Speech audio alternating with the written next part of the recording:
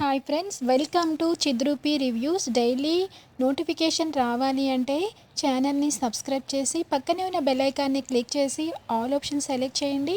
అప్పుడే మేము పెట్టిన వీడియోస్ ముందుగా మీ మొబైల్కి నోటిఫికేషన్ ద్వారా వచ్చేస్తుంది. ఓకే ఫ్రెండ్స్, మరి అప్కమింగ్ రివ్యూస్ సూపర్గా ఉంటుంది.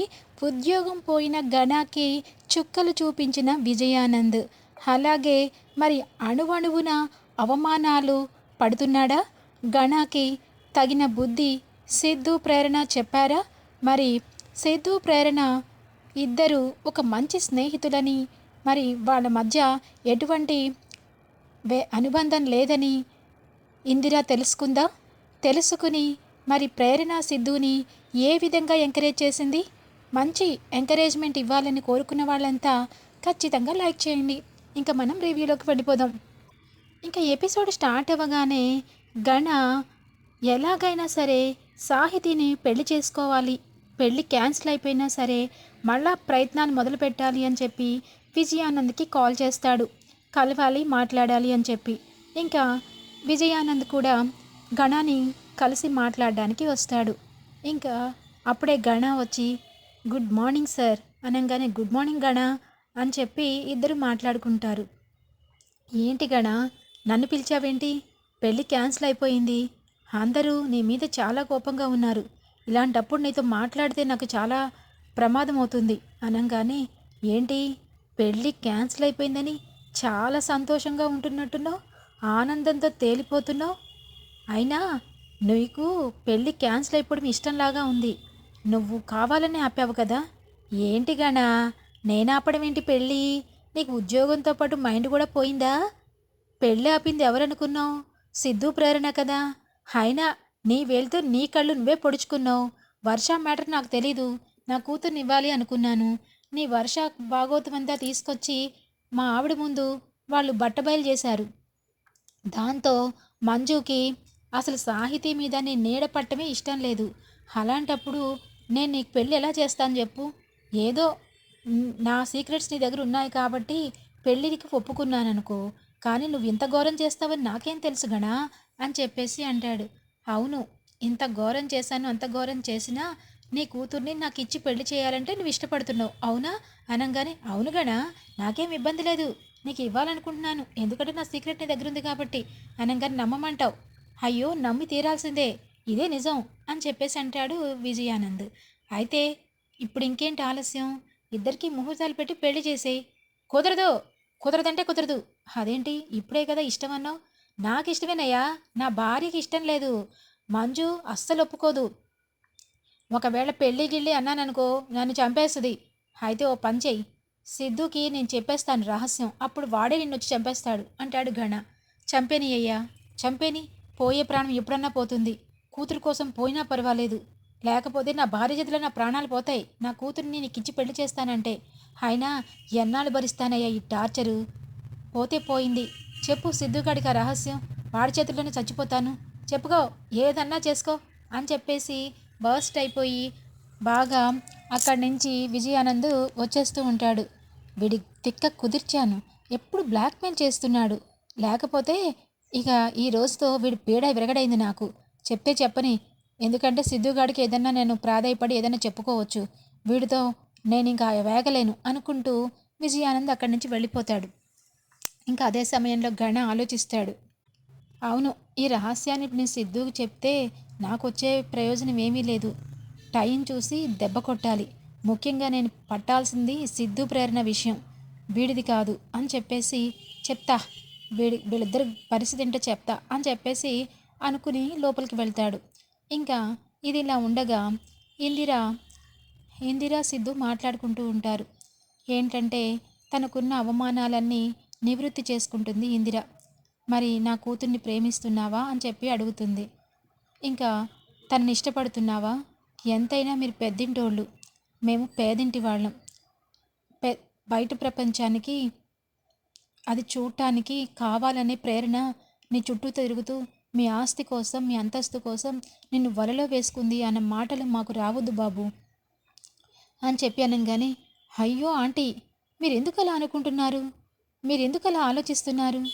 ప్రేరణ ఒక మంచి అమ్మాయి, తనని ఇష్టపడని వాళ్ళంటూ ఎవరూ ఉండరు, పైగా తను నాకు చాలా చాలా సహాయాలు చేసింది. సాహితీ విషయంలో ఇంకా ఇంకా ఎంతో చేసింది. అందుకే తనంటే నేను ఎమోషనల్లీ తను హగ్ చేసుకోవాల్సొచ్చింది. అలాగే మళ్ళా తను నాకు చెప్పకుండా బయటికి వెళ్తే ప్రమాదంలో ఉందని చెయ్యెత్తి కొట్టబోయాను. అది నాది తప్పే. ఎక్కువ స్వేచ్ఛ తీసుకున్నాను.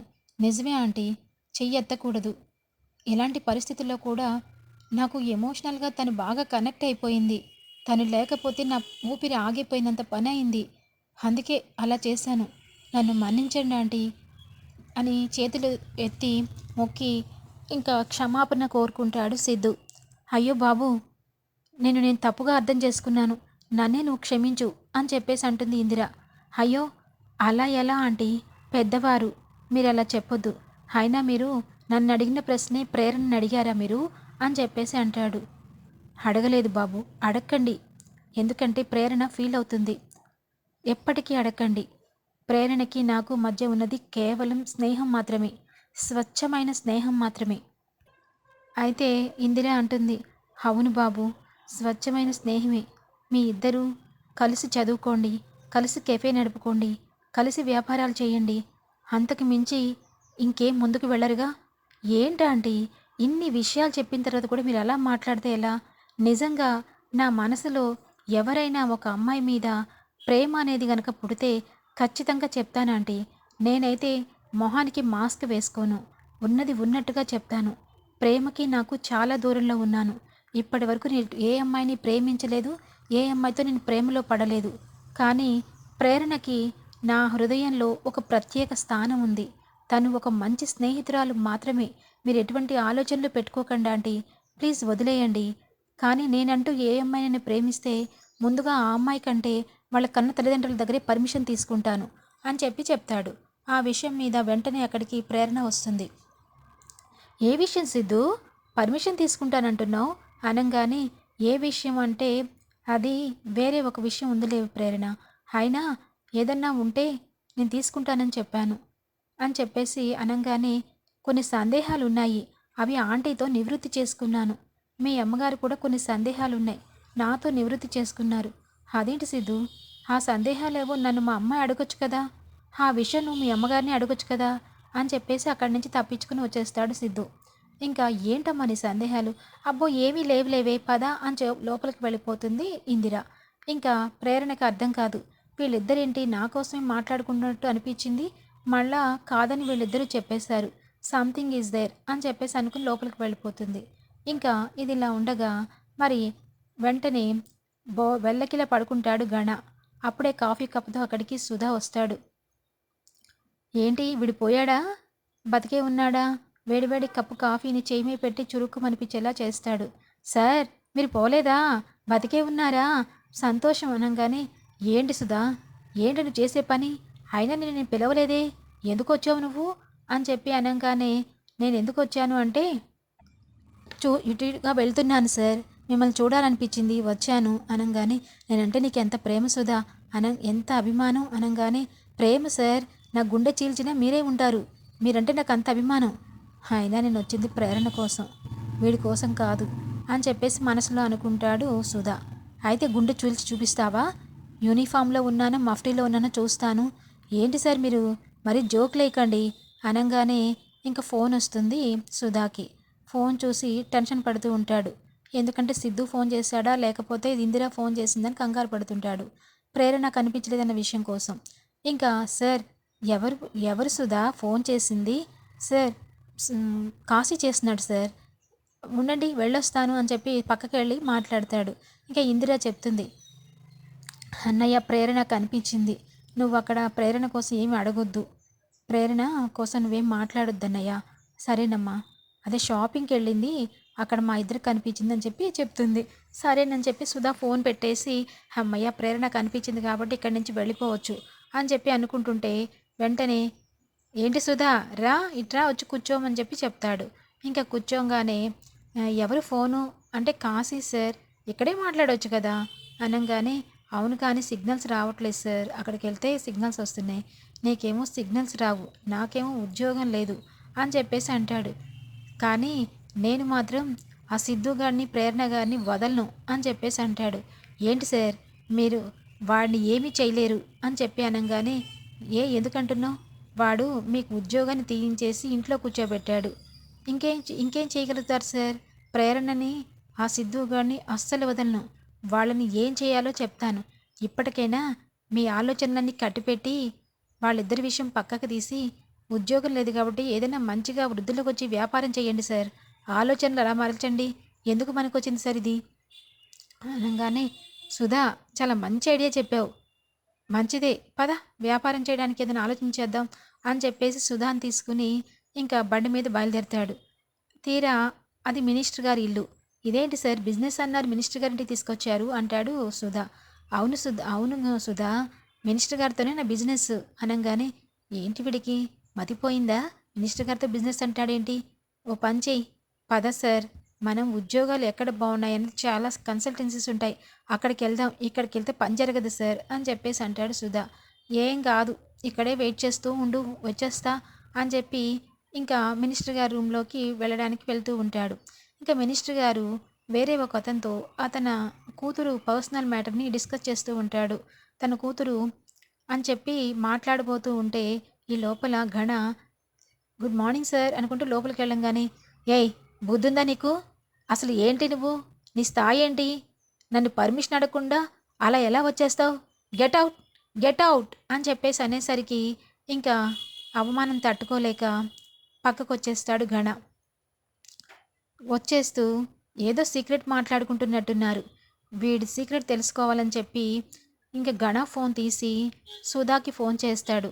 హలో సార్ అని చెప్పానంగానే ఇంకా ఫోన్ని అక్కడే పెట్టి రికార్డ్ చేయడానికి బయటకు వచ్చేస్తాడు తెలివిగా. ఇంకా బయటికి రాగానే సుధా, అదేంటి సార్ ఇక్కడి నుంచి ఇక్కడికే ఫోన్ చేశారు, ఏమైంది అనగానే ఆ ఫోన్ తీసుకుని ఇంకా అక్కడ వాళ్ళు ఏం మాట్లాడుకుంటున్నారో మొత్తం వింటాడు. విని ఇంకా షాక్ అయిపోతాడు. అసలు విషయం ఏంటంటే మినిస్టర్ గారు వాళ్ళ కూతురు ఎవరో ఒక అబ్బాయిని ప్రేమిస్తుందని, ఆ అబ్బాయిని తన స్థాయికి తగ్గట్టుగా లేడని, కాబట్టి ఆ అబ్బాయి ఎవరో తెలుసుకుని తనకు చెప్పాలని, చెప్పిన తర్వాత వాడి సంగతి నేను తేల్చేస్తానని, ఈ విషయం ఎక్కడా బయటపడకూడదు, ఎక్కడా తెలియకూడదు, నా పరువు పోతుంది, ఎవరికీ తెలియకూడదు అని చెప్పిన మాటలన్నీ ఫోన్లో మొత్తం రికార్డ్ చేస్తాడు. చేసి అప్పుడు అనుకుంటాడు, వీడి భరతం పడతాను, వీడిని దారిలో తెచ్చుకుని నా ఉద్యోగాన్ని నేను మళ్ళా తెచ్చుకోవాలి అని చెప్పి అనుకుంటాడు ఘన. ఇంకా లోపలికి వెళ్ళి ఫోన్ అక్కడ తెచ్చుకోవాలి కదా, వెళ్ళంగానే మళ్ళీ మినిస్టర్ గారి దగ్గరికి వెళ్తే, ఏంటి మళ్ళా వచ్చావు, నీ ముఖం నాకు చూపించుకో పో అని చెప్పి కసురుకుంటాడు మినిస్టర్. వెంటనే ఫోన్ తీసుకుని బయటకు వచ్చేస్తాడు. ఇప్పుడురా అసలైన గేమ్ స్టార్ట్ అయింది అనగానే, ఏంటి సార్ లోపలికి వెళ్ళారు, వచ్చారు, మళ్ళా వెళ్ళారు, మీకు ఏమైనా బిజినెస్ డీల్ ఓకే అయిందా అని అడుగుతాడు సుధా. అబ్బే, రివర్స్ గేర్లో వెళ్ళాలి సుధా, ఎప్పుడన్నా మనం మంచిగా వెళ్తే పని జరగదు, పద అని చెప్పి బండి మీద రివర్స్లో కూర్చుని ఇంకా వెళ్తూ ఉంటారు. ఇంకా ఇదిలా ఉండగా ప్రేరణ సిద్ధుకి ఫోన్ చేస్తుంది. సిద్ధు, ఏంటి ప్రేరణ అనగానే, నువ్వేదో అమ్మతో మాట్లాడావు, నాతో చెప్పొచ్చు కదా, ఏం మాట్లాడుకున్నారు అని చెప్పేసి అడుగుతుంది. ఎపిసోడ్ ఎండ్ అవుతుంది. Thanks for watching.